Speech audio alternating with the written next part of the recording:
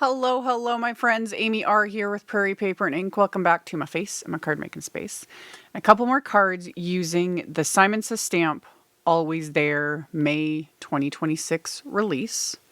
I did a couple of very simple, quick and easy sympathy cards using some more products from this release, along with an oldie but goodie favorite. As always, everything I used, as well as a link to the release, will be in the description box below the video, along with like a link to a visual supply list, my blog post, everything. That'll be below. My links are affiliate links. That just means that if you click on one of my links and end up placing an order, I do get a little kickback from that at no extra cost to you. That is what helps keep the lights on, pays the bills, enables me to keep bringing out content. And yeah, let's get into making these cards. So I'm using the With Sympathy stamp and die set, and I just really liked this. It's like this little plant image, and I'm going to take some white cardstock and I'm going to stamp this onto the cardstock using Morning Positively Saturating, just a really pretty soft blue. And I was making sure to position it where I wanted it on the cardstock because I'm going to die cut this with the new notched rectangles wafer dies. Also love. Something about like notched corners. It's such a simple thing, but it just adds. So since I had everything out, I did everything twice because why not? So it stamped it, and then I die cut it with the wafer die that I had pulled out. And while I had my MISTI out, I also stamped the insides of my cards. My card bases are top folding A2 white note cards, so 4 1/4 by 5.5 inches. So I positioned that image on the center of the inside of the card as well and stamped it with that same Morning ink. So did that. And then for my like background, I pulled out an oldie but goodie, the detail ringlet plate wafer die, which most likely is getting retired because there was an asterisk after it, which I noticed when I was doing up my like links for this video. And that makes me sad because it is a beautiful. It just pierces all that detail. It's so good. So what I did was I die cut some Cornflower blue cardstock with it. And then it's kind of hard to show that detail on camera, but I die cut it with that detail ringlet plate to add just that pretty pierced detail. And then I die cut it with one of the like a larger notched rectangle wafer die. And then for the like main image, I had cut down some black cardstock to be just slightly larger, just to frame it up a bit. And I also pulled out some of my black and white baker's twine and wrapped that around the background panel. And then as always, reverse tweezers for the win, because I start the knot.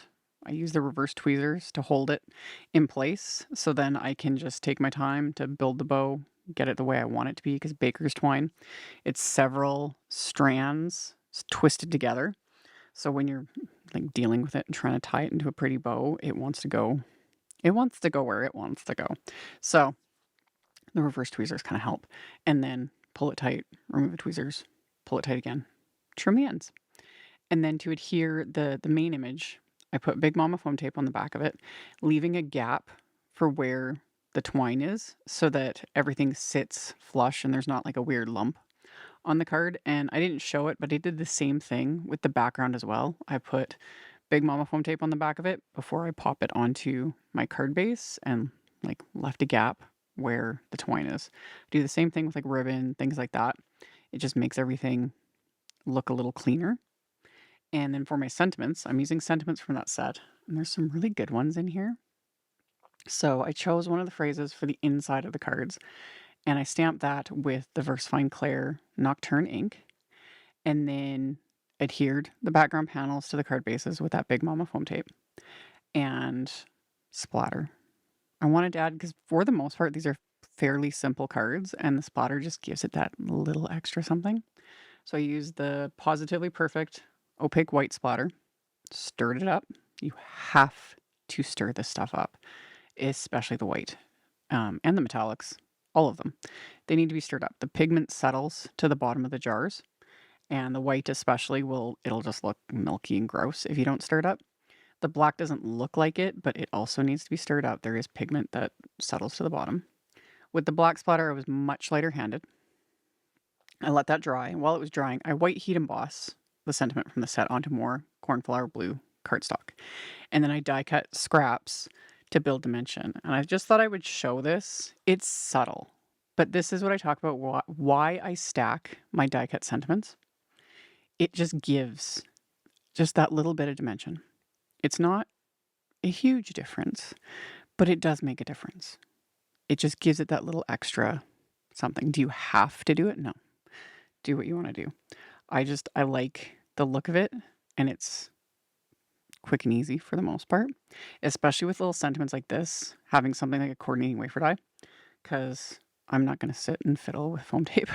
I find it's easier to just die cut a couple scraps, glue them together. And that also makes it so, because if you're sending it in the mail, it's not going to like smush the sentiment, if you know what I mean, if you don't have like foam tape where it's needed. So I stacked the layers together with the glue, glued it directly to my card front. And then as just a final little extra, I pulled out the Pawsitively Dazzling gems. These are in Dusk, just a really pretty blue that went almost perfectly with the ink and the cardstock. So I decided to just kind of stick them on either kind of corner, of the main image, just to give it that little extra something. Then I just let the glue dry, and these cards were complete. So we've got just very soft, simple stamping, a little bit of texture in the background, also very subtle, a little bit of baker's twine, a little bit of, splatter, teeny bit of embellishment, and very like nice and heartfelt sentiments, which I really loved, as they're a bit different from others that I have in my stash. So links will be below. Thank you all so very much for hanging out with me, and I'll see you all very soon in the next video. Bye.